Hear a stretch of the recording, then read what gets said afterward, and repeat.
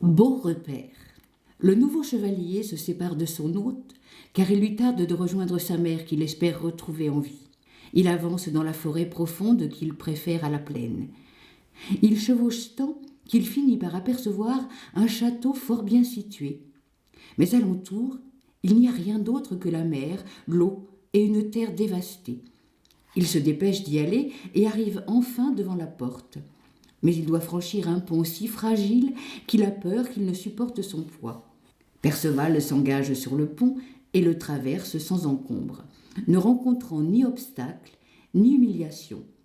Il se retrouve devant la porte fermée à clé. Alors violemment, en criant, il frappe tellement qu'une jeune fille maigre et pâle accourt à la fenêtre de la grande salle et demande « Mais qui appelle ainsi ?» Il voit la jeune fille, la regarde et dit « Belle amie, je suis un chevalier qui vous prie de le laisser entrer et de lui accorder l'hospitalité pour la nuit. »« Monseigneur, dit-elle, vous l'aurez, mais vous ne m'en serez pas reconnaissant, et pourtant nous vous accueillerons du mieux possible. » La jeune fille se retire. Le jeune chevalier attend, craignant qu'elle le laisse là. Il recommence à appeler. Aussitôt arrivent 4 serviteurs portant de grandes haches suspendues à leur cou et une épée au côté. Ils lui ouvrent la porte et disent « Entrez, Seigneur !» S'ils avaient été bien mis, ils auraient eu belle allure. Mais ils avaient éprouvé tant de malheurs, de jeûne et de veille, que leur apparence était incroyable. Il a trouvé dehors une terre déserte et désolée. Dedans, ce n'est guère mieux. Partout où il passe, il voit des rues vides, des maisons en ruine. Et pas un homme, pas une femme. Dans la ville, il y a 2 abbayes, l'une occupée par des nonnes terrifiées, l'autre par des moines abandonnés. Il ne trouve pas les abbayes bien décorées, ni bien parées de tentures. Les murs sont fendus et crevés, les toits découverts, et les portes grandes ouvertes jour et nuit. Pas de moulin pour moudre, ni de four pour cuire dans toute l'enceinte du château, ni pain, ni galettes, ni rien à vendre, même pour un denier. C'est ainsi qu'il trouve le château dans un état de désolation, sans pain, ni pâte, ni vin, ni cidre, ni cervoise. Les 4 valets le conduisent vers un palais couvert d'ardoises et l'aident à descendre de cheval et à ôter son armure. Un serviteur surgit alors, descendant les escaliers de la salle. Il apporte un manteau gris qu'il pose sur les épaules du chevalier. Son cheval est dans l'écurie, où il n'y a ni blé, ni foin, à peine un peu de paille, car il en manquait dans la maison. Il gravit les marches, devant lui jusqu'à une très belle et grande salle. 2 nobles seigneurs et une jeune fille viennent à sa rencontre. Les gentilshommes ont les cheveux blancs, mais pas complètement. S'ils n'avaient pas été accablés par les soucis, ils auraient été dans la force de l'âge. La jeune fille s'avance, plus gracieuse, plus élégante, et plus parée qu'un épervier ou qu'un perroquet. Son manteau et sa tunique sont de pourpre noir étoilé d'or, garnis d'une hermine bien fournie. Le col du manteau, ni trop long ni trop large, est ourlé de zibeline noire et argentée.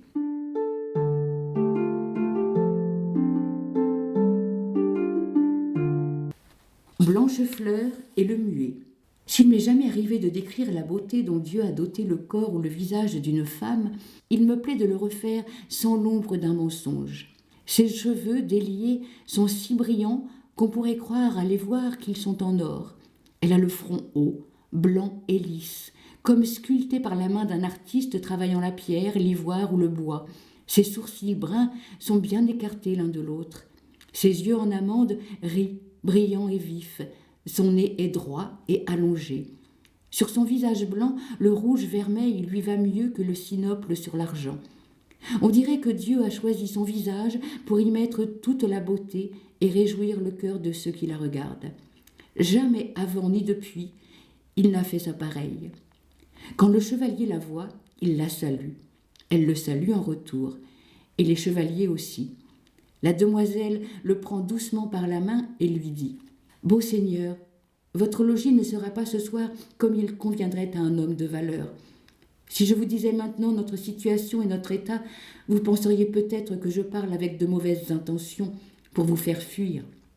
Mais venez, s'il vous plaît, et acceptez l'hospitalité comme elle est, Que Dieu vous en donne une meilleure demain. » Ainsi le conduit-elle par la main jusqu'à une chambre au plafond peint, très belle et spacieuse. Ils s'assoient tous les deux sur un lit recouvert d'une courte pointe en soie. 4, 5, 6 chevaliers entrent et s'assoient en groupe, sans rien dire, pour voir celui qui se tient à côté de leur dame en silence. Il se retient de parler, car il se souvient de la recommandation que le noble seigneur lui a faite. Tous les chevaliers s'en entretiennent.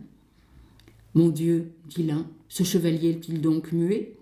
Ce serait dommage, car jamais une femme n'a donné naissance à plus beau chevalier. Il irait bien avec madame, et madame irait bien avec lui aussi, s'ils n'étaient pas muets tous les deux. On croirait que Dieu les a fait l'un pour l'autre, afin qu'ils soient réunis. Ainsi parlent-ils tous, des deux qui se taisent. La demoiselle attend qu'il l'interpelle, mais elle comprend vite qu'il ne lui dira rien si elle ne prend pas la parole la première.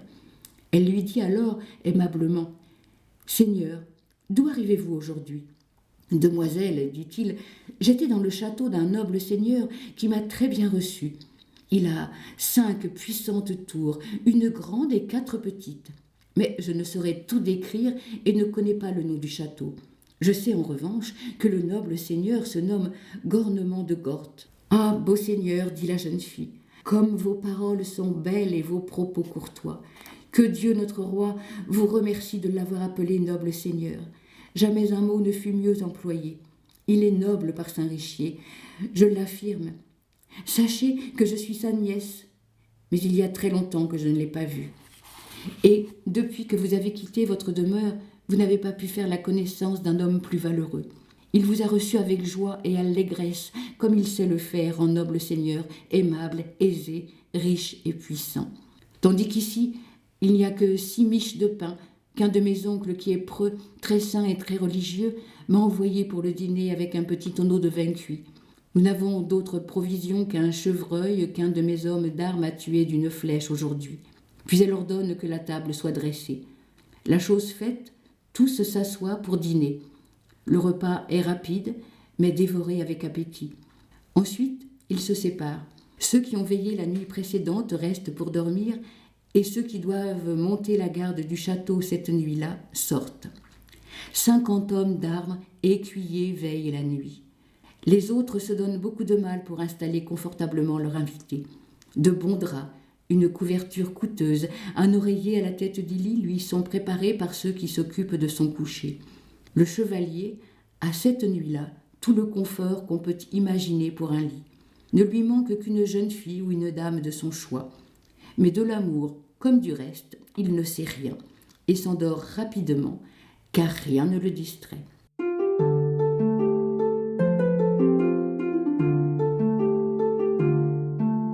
Les prières de Blanchefleur et la promesse de Perceval.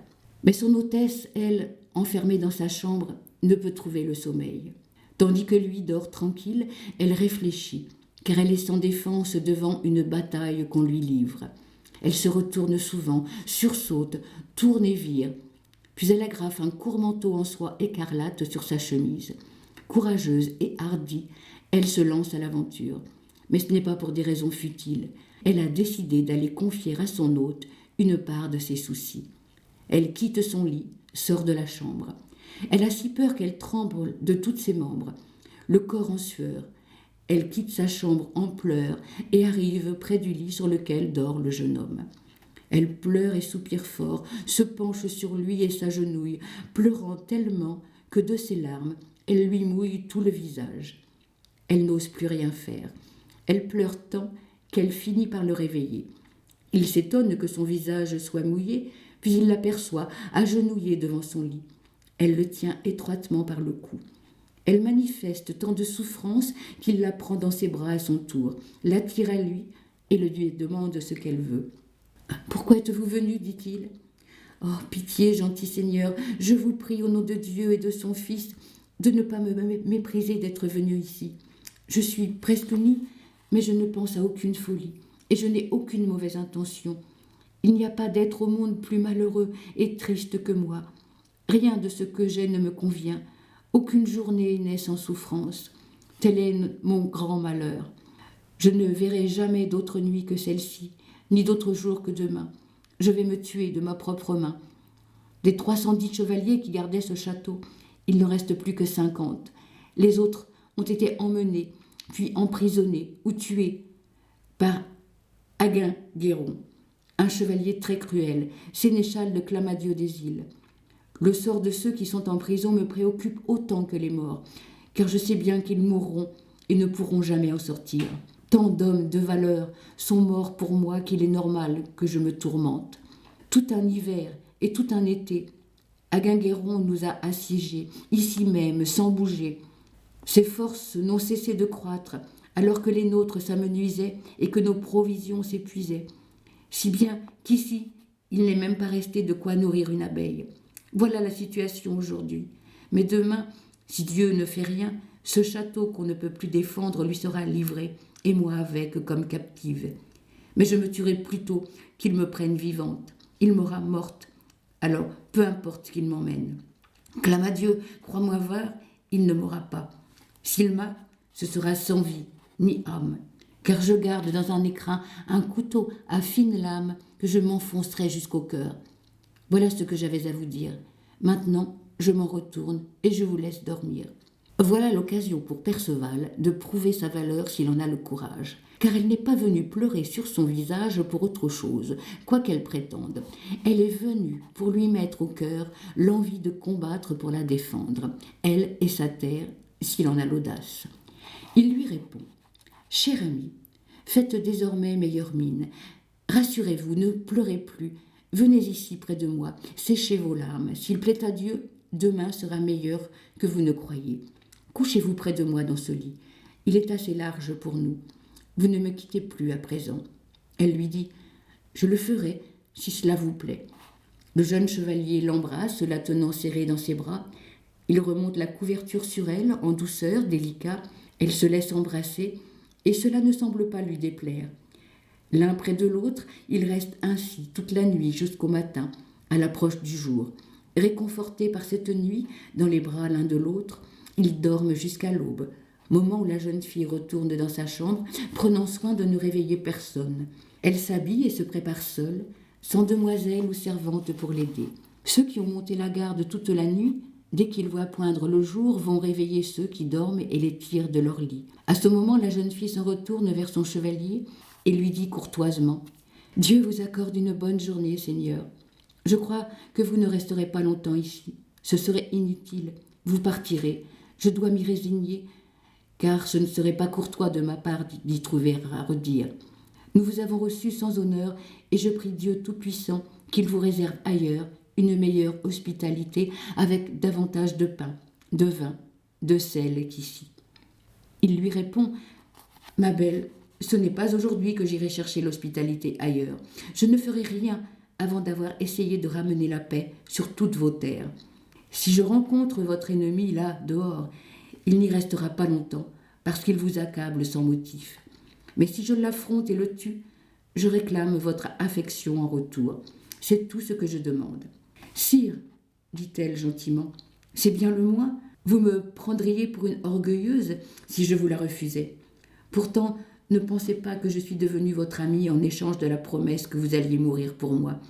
Le tort serait trop grand. Vous n'êtes ni d'âge ni de taille, sachez-le, à faire face au chevalier redoutable, en force et en corpulence qui est dehors et vous attend. Vous le verrez bientôt, dit-il. J'irai le combattre, rien ne m'en empêchera. Elle dit le contraire de ce qu'elle désire, ce qui a pour effet de renforcer l'envie de celui qui souhaite accomplir nos volontés. Ainsi, avec habileté, elle lui a mis en tête ce qu'elle lui interdit tout haut. Il demande ses armes, on lui apporte, on l'équipe, et on le fait monter sur un cheval harnaché au milieu de la place. Tous s'inquiètent et disent « Seigneur, que Dieu vous aide aujourd'hui, et que le malheur s'abatte sur le sénéchal Aguin-Guéron qui a entièrement ravagé notre pays. » Tous et toutes pleurent.